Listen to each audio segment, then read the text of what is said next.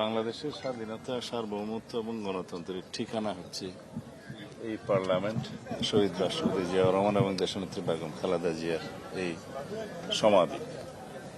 আমরা এখানে আসি জাতীয় ঐক্যের প্রতীক হিসেবে শহীদ রাষ্ট্রপতি জিয়াউর রহমান এবং দেশনেত্রী বেগম খালেদা জিয়া যে নেতৃত্ব দিয়ে গেছেন জাতীয় ঐক্যের জন্য, সমৃদ্ধির জন্য, অগ্রগতির জন্য, গণতন্ত্রায়নের জন্য, সেটাকে স্মরণ করার জন্য। এবং প্রতি বছরই বারে বারে এই দিবসটি আসে। আমরা এই শোককে শক্তিতে পরিণত করেছি।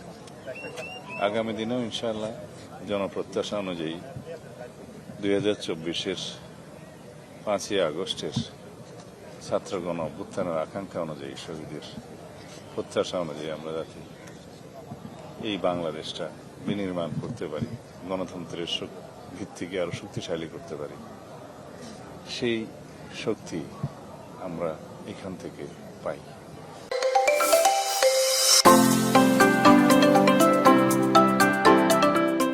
অনুপ্রাণিত হই এবং সারা জাতির মধ্যে আমরা এই বার্তাটাই ছড়িয়ে দিতে চাই যে আমরা যতদিন বাংলাদেশ থাকবে ততদিন এই বাংলাদেশটাকে গণতান্ত্রিক ধারায় পরিচালিত করি এবং জনপ্রত্যাশা অনুযায়ী এদেশের উন্নতি সমৃদ্ধি করি।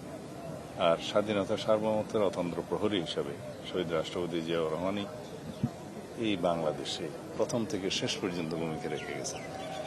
তার উত্থান 1971-এ মহান স্বাধীনতার ঘোষণার মধ্য দিয়ে এবং তিনি যে শাহাদত বরণ করেছেন তাও এই দেশের স্বাধীনতা সার্বভৌমত্ব রক্ষা করার জন্য।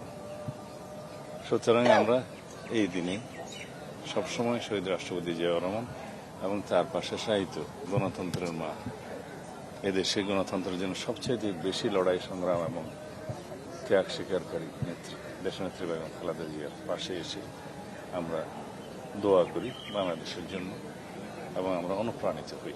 ধন্যবাদ।